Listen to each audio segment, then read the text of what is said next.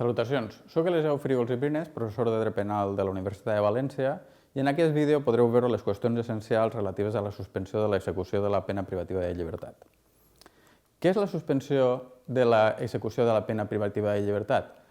La suspensió de l'execució de la pena és una forma substitutiva d'execució de la pena privativa de llibertat que, després de la reforma del Codi Penal de 2015, s'ha convertit en l'única forma de substitució ordinària d'execució de la pena, excloent la substitució de la pena de presó per expulsió en el cas de persones estrangeres. I això va regulat a la secció primera del capítol tercer, títol tercer del llibre primer del Codi Penal, en concret als seus articles 80 a 87. La suspensió de la pena té com a finalitat, tal com assenyala la jurisprudència, l'evitació del compliment de penes de presó curtes pels efectes desocialitzadors que tota pena de presó comporta en aquells casos en els quals no siga previsible que la persona condemnada cometa nous delictes, és a dir, es basa fonamentalment en criteris de prevenció especial.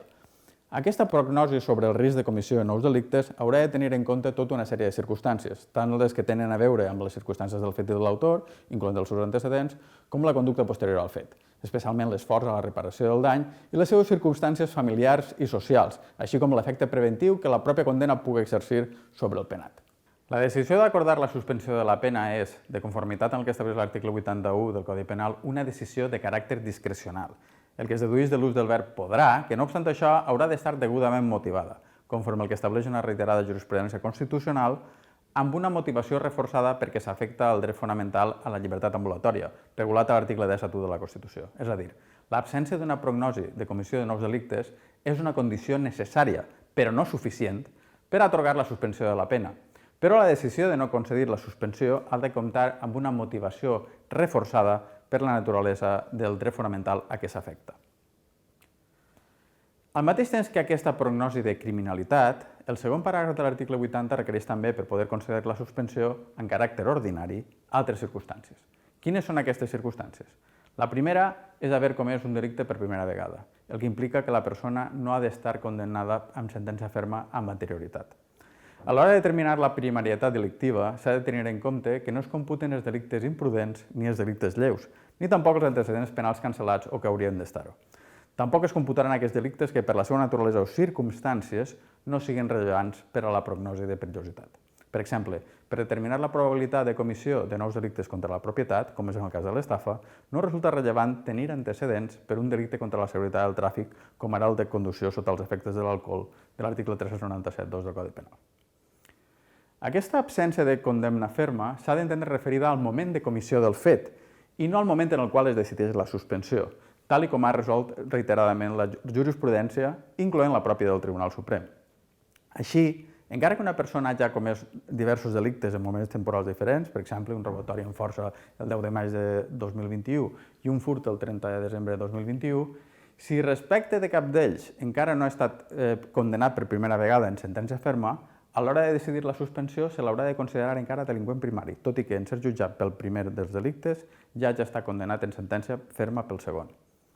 El segon dels requisits és que la pena o la suma de les penes imposades no supera els 2 anys, sense incloure la pena de presó que es puga imposar en substitució de la pena de multa que en el seu cas corresponga. Aquest requisit té a veure també amb la finalitat de la institució, que es basa en la necessitat d'evitar les conseqüències negatives de l'execució de la pena privativa de llibertat en penes curtes quan no hi hagi necessitats preventives que requerisquen la seva execució. El tercer dels requisits és la satisfacció de la responsabilitat civil i l'execució del comís ordenat en sentència, en aquells casos on siga adient.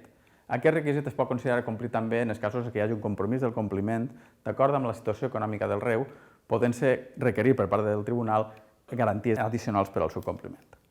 Hi ha règims també extraordinaris, a banda del règim ordinari de suspensió. Quins règims són aquests? Aquests règims són el dominat règim excepcional o suspensiu,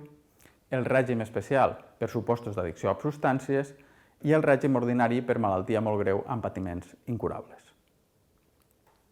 Quant al règim excepcional o suspensiu, aquest règim ha estat introduït al Codi Penal amb la reforma de l'any 2015 com a conseqüència de l'eliminació de la substitució de la pena com a forma substitutiva d'execució de la pena privativa de llibertat i, en concret, de la substitució excepcional, que permetia la substitució de la pena de presó per la de multa o per treballs en benefici de la comunitat quan no es donaven els requisits establerts legalment per a la suspensió. La reforma ha eliminat la substitució ordinària i l'excepcional i en el seu lloc ha creat un nou tipus de suspensió que manté requisits semblats a la figura anterior. Així, per als casos en què no es complisquen els requisits de primaritat delictiva i que la suma de les sentències imposades supere els 2 anys, es podrà suspendre la pena sempre que les diferents penes imposades no superen individualment considerades els 2 anys de presó, les circumstàncies personals del reu, la naturalesa del fet, la conducta del reu i, en especial, l'esforç d'aquest per reparar el dany aconsellen la seva concessió. També, com a conseqüència de l'anterior, es condiciona la suspensió o la reparació efectiva del dany a la indemnització del perjudici d'acord amb les seves possibilitats o un acord de mediació d'acord amb l'article 84.1 del Codi Penal. La persona no ha de ser considerada, en tot cas, i això és molt important, reu habitual d'acord amb el que estableix l'article 94 del Codi Penal, és a dir, que no ha d'haver comès 3 o més delictes en el termini de 5 anys i no hagi estat condemnat pels mateixos. A banda, s'haurà de pagar una multa o realitzar treballs en benefici de la comunitat en una quantia que no podrà ser inferior a una cinquena part del total de la pena de presó imposada amb els criteris d'inconversió establerts per al Codi Penal. La relació entre aquesta suspensió amb la substitució, l'antiga substitució, és evident, per això l'anomena substitutiva. No només perquè naix per prendre el lloc d'aquella, sinó també perquè implica el pagament d'una multa o la realització de treballs en benefici de la comunitat que podran abonar-se per al compliment de la pena que en el cas de que es revoque la suspensió, de la mateixa manera que passava abans en la substitució. A banda, tenim el règim especial per als supòsits de comissió del fet per l'addicció a substàncies, que s'aplica en aquells casos en què el delicte s'ha comès per la situació de dependència a substàncies de l'autor i tampoc es compleixen els requisits de primaritat delictiva i de pena que no superi els 2 anys de presó. De fet, en aquest cas, es poden suspendre les penes de fins a 5 anys de durada. Per tal de procedir a la suspensió en aquest supòsit, s'ha de certificar per òrgan públic o privat que la persona ha estat deshabituada del seu consum de substàncies o que es troba sotmesa a un tractament de deshabituació. L'òrgan judicial pot, a més, ordenar la comprovació del compliment d'aquests requisits i també es pot condicionar la suspensió a que no s'abandoni el tractament. Les recaigudes a l'addicció, tanmateix, no s'han de considerar abandó del tractament si aquest no és definitiu. La necessitat de comprovació judicials d'aquests requisits, per tal de concedir la suspensió en aquest cas, implica la necessitat, en molts casos, d'acudir a un centre públic on es porten a terme aquestes tasques. A la Comunitat Valenciana, per exemple, s'hi troben les unitats de conductes addictives que depenen de l'Agència Valenciana de Salut, les quals permeten sotmetre a tractament de deshabituació de forma gratuïta als reus i permeten també el seguiment del tractament a través d'analítiques periòdiques. Finalment, trobem l'últim dels règims de suspensió, que és el règim extraordinari de suspensió d'execució de la pena privativa de llibertat per malaltia molt greu amb patiments incurables. D'acord amb el que estableix la jurisprudència constitucional, no es pot confondre una malaltia greu amb patiments incurables amb una situació propera a la mort. Tot i que, en molts casos, és això precisament el que demanen els tribunals per portar a terme aquesta suspensió, tot i que contraria la lletra de la llei. El requisit addicional que exigeix aquesta forma de suspensió, a banda d'aquesta malaltia, és, a banda, que el reu no tinga suspesa ninguna altra pena pel mateix motiu. Cal fer notar que, com que no s'estableix cap requisit per a aquesta suspensió, la mateixa seria aplicable també a la presó permanent revisable. Quin és el procediment de concessió de la suspensió de l'execució de la pena de presó? Aquest procediment es regula a l'article 82 del Codi Penal. Tot i que l'article 82 estableix que els jutjats o tribunals es pronunciaran sobre la suspensió a la sentència, a la pràctica això no només sol ocórrer a supòsits de conformitat i no a tots ells, perquè la concessió de la suspensió en molts casos es condiciona al pagament efectiu de la responsabilitat civil. El supòsit més freqüent, tanmateix, és que els òrgans judicials es pronuncien sobre ella una vegada la sentència és ferma. S'ha de tenir en compte en moltes ocasions que la competència per acordar la suspensió no correspon al mateix òrgan jurisdiccional que ha dictat la sentència, sinó a òrgans jurisdiccionals especialitzats a l'execució de sentències. És el que passa, per exemple, a la ciutat de València, on els jutjats penals tenen jutjats especialitzats en executòries.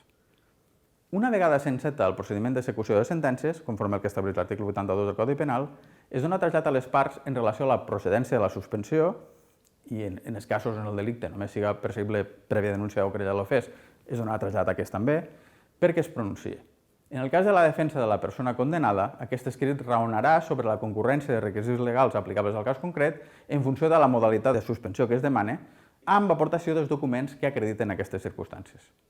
En el supòsit que el jutjat o tribunal concedisca la suspensió de la pena, El termini de suspensió serà de 2 a 5 anys per a les penes privatives de llibertat no superiors a 2 anys i de 3 mesos a 1 any en el cas de les penes lleus, que el tribunal establirà conforme a les circumstàncies del cas. En el cas de suspensió per addicció a substàncies, el termini de suspensió serà de 3 a 5 anys. Aquest termini serà comptador des de la data en què s'acorda la suspensió i, si s'hagués acordat en sentència, des de la seva fermesa. S'ha de tenir en compte que si l'acusat es troba en rebel·lia, aquest termini no es compta a aquests efectes.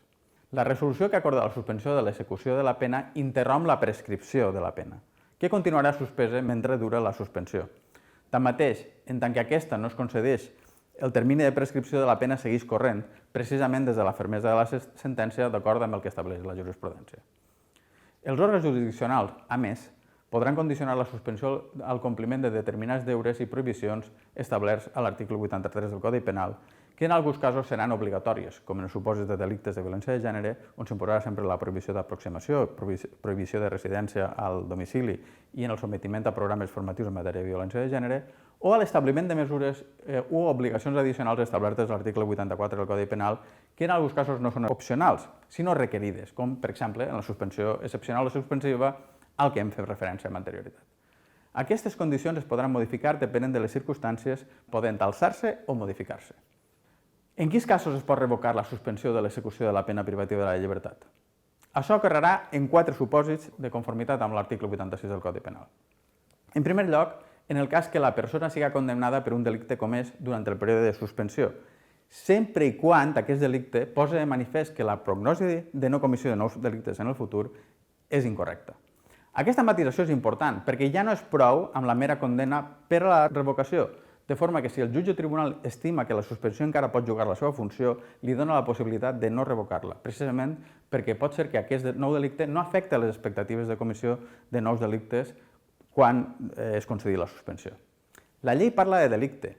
però en coherència amb els requisits establerts per la pròpia suspensió, s'hauria d'interpretar que aquest no hauria de ser un delicte lleu ni imprudent. Els altres supòsits per no revocar la suspensió són l'incompliment greu i reiterat de les prohibicions i deures imposats d'acord amb l'article 83 del Codi Penal o de les condicions imposades conforme a l'article 84, així també com en els casos en els quals no es coopera per fer efectiu el comís, no es complisca, tenint capacitat econòmica, clar, el pagament de la responsabilitat civil o es facilita informació inexacta o insuficient sobre el patrimoni. En cas de l'incompliment dels condicionants dels articles 83 i 84, els jutjats i tribunals poden no revocar la suspensió i, en el seu lloc, imposar noves condicions o prorrogar el període de suspensió. Abans de revocar la suspensió sempre s'ha de sentir al Ministeri Fiscal i a les parts. Què ocorre quan finalitza el període de suspensió de l'execució de la pena? Si transcorre el període d'execució de la pena sense que el condemnat hagi comès un delicte que contradiga la prognosi favorable sobre la comissió de nous delictes, i si s'han complert de forma satisfactòria les regles de conducta establertes, la pena serà remitida. Què vol dir això? La remissió de la pena significa que, a tots els efectes, la pena privativa de llibertat es considera complida, encara que no s'hagi entrat en presó. En els casos de la suspensió extraordinària per addicció a substàncies es requereix per a la remissió, a més de les condicions anteriors, que la persona s'hagi deshabituat o que hagi continuat amb el tractament de deshabituació. Aquests són els únics supòsits de suspensió de l'execució de la pena privativa de llibertat? No.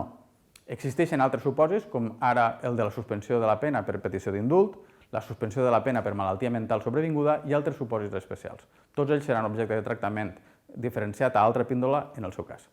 Espero que aquest vídeo us hagi resultat aclaridor i moltes gràcies per la vostra atenció.